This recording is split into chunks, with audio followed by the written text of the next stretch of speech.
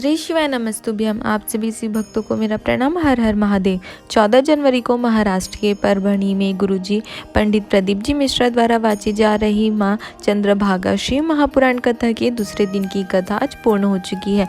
आज की कथा में गुरुजी ने बहुत सारी अच्छी जानकारियाँ दी। साथ ही गुरुजी ने बताया कि मकर संक्रांति के दिन आपको कौन सी चीज़ बनाकर खानी चाहिए जो अमृत के समान होता है, तथा बहुत सारे उपायों का वर्णन किया है। गुरुजी द्वारा बताए गए शिव महापुराण की जानकारी को अपने जीवन में उतार कर आप महादेव के करीब चले जाते हो तथा उनके द्वारा बताए गए उपायों को करके आप महादेव की कृपा प्राप्त कर अपने जीवन की सारी समस्याओं को दूर कर सकते हैं। इस बार मां चंद्रभागा शिव महापुराण की कथा 4 बजे से 7 बजे तक प्रदोष काल के समय में हो रही है। अगर किसी कारण से आप आज की कथा नहीं सुन पाए हैं तो आपको आज की कथा में गुरुजी द्वारा बताए गए उपायों और उपयोगी जानकारी इस छोटे से वीडियो से मिल जाएगी। इस छोटे से वीडियो से आपको आज की कथा का रसवादन करने का फल भी प्राप्त हो जाएगा। तो चलिए वीडियो को शुरू करते हैं। और अगर आप चैनल पे नए हैं तो आप चैनल को सब्सक्राइब कर लीजिए ताकि आपको आगे भी ऐसे ही गुरुजी द्वारा बताए गए शिव महापुराण कथा की जानकारी ऐसे ही मिलती जाए। तो चलिए वीडियो को शुरू करते हैं। कथा में गुरुजी ने बताया कि इसके बाद की कथा 23 जनवरी से 29 जनवरी तक गुजरात के श्री राम मंदिर पंजरी हलोल पंचमहल गुजरात पावागढ़ से 3 किलोमीटर दूर पावागढ़ वाली माता के करीब शिव महापुराण की कथा होगी, जिसका रसवादन आप 2 बजे से 5 बजे तक आस्था चैनल फेसबुक यूट्यूब पर कर सकते हैं।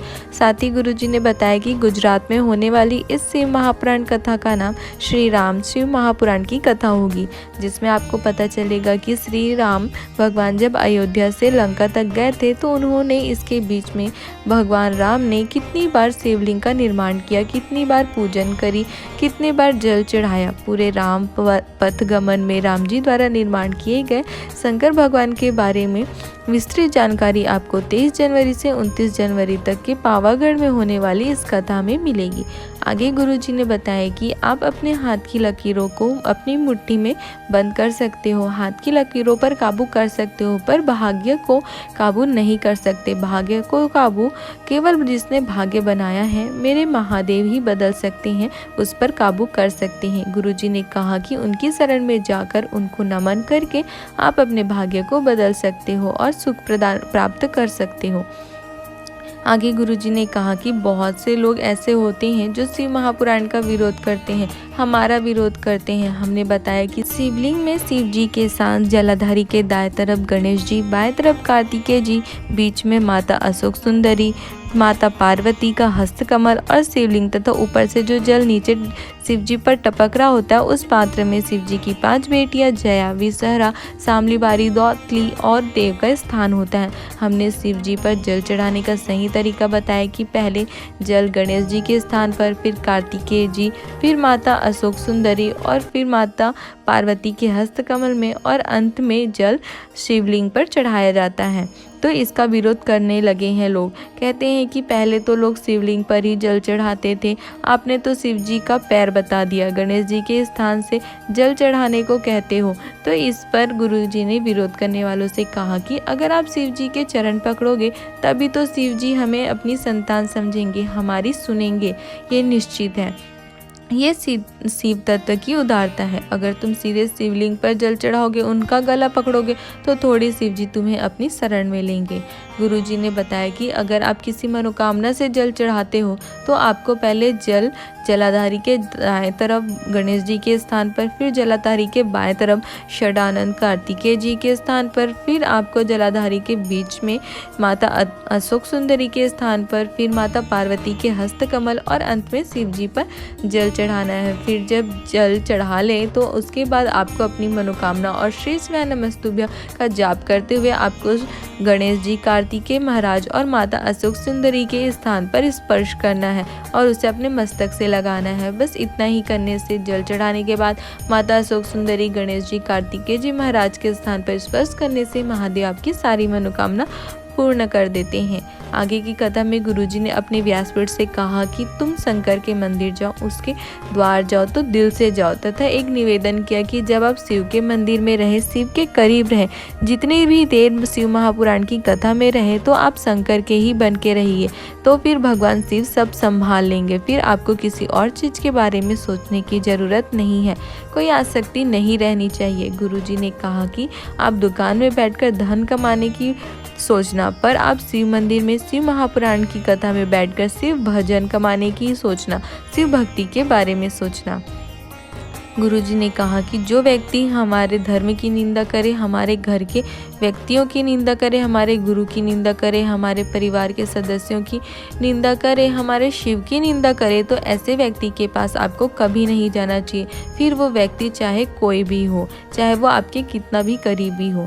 गुरुजी ने बताया कि माँ गंगा आपके पाप धो देती है। यमुना के जल का मात्र पान कर लेने से जीवों को मोक्ष प्रदान हो जाता है। नर्मदा जी का दर्शन जीवों को मुक्ति प्रदान कर देती है। माँ ताप्ती का नाम जीवों को मुक्ति प्रदान कर देता है। पर इन सारी नदियों में सिर्फ एक नदी ऐसी है, माँ चंद्रभागा, जो महादेव की प्रिय है, आनंद देने वाली है, हरि विठ्ठल को शिव से मिलाने वाली है। मात्र चंद्रभागा नदी ऐसी नदी है जो अपने तप को स्नान करने वाले को या दर्शन करने वाले को या मात्र माँ चंद्रभागा के रज को, रेत को शरीर पर लग जाए तो माँ चंद्रभागा अपने 1000 वर्षों के तप को उस व्यक्ति को दे देती है और आपको महादेव से मिला देती है, जैसे कि उन्होंने हरि विठ्ठल को शिव से मिलाया था। आगे कथा में गुरुजी ने कहा कि अगर कोई दुख है तो आप अपने महादेव पर भरोसा जरूर रखना, अपने भक्ति, अपने एक लोटे जल पर भरोसा जरूर रखना। आपका तकलीफ ज़्यादा हो तो भले ही उसे काटने में समय लग सकता है, पर यह निश्चित है कि भले देर से ही सही, पर भोलेनाथ आपके दुख को, तकलीफ को काटने जरूर आएंगे। इतना विश्वास है मेरे भोलेनाथ पर। आप भोलेनाथ के करीब रहोगे, उसके पास बैठे रहोगे, तो इतना तो निश्चित है ही कि दुख आएगी, लेकिन आपको तकलीफ ज़्यादा नहीं होगी। महादेव आपके दुख को काट देंगे, कम कर देंगे।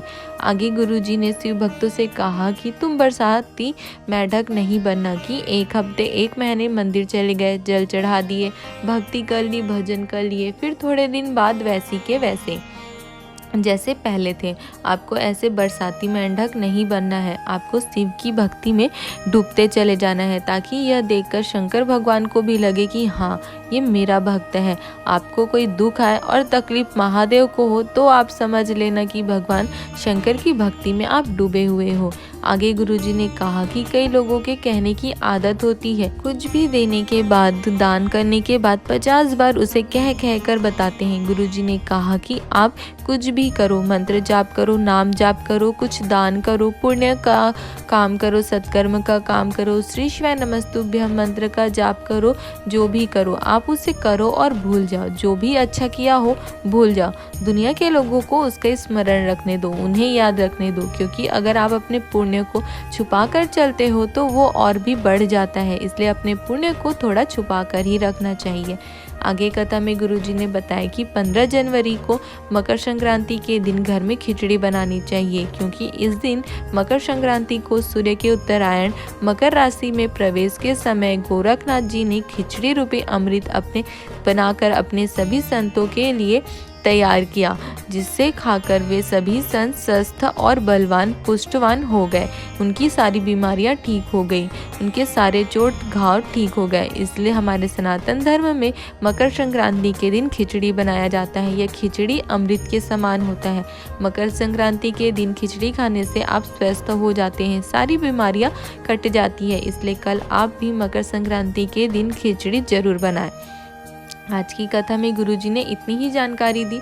अगर आपको ये वीडियो अच्छी लगी हो तो आप वीडियो को लाइक और अब अन्य भक्तों के साथ इस वीडियो को शेयर कर सकते हो, ताकि उन्हें भी आज के शिव महापुराण कथा की सारी जानकारी मिल जाए और वो भी इसे अपने जीवन में अपना सकें।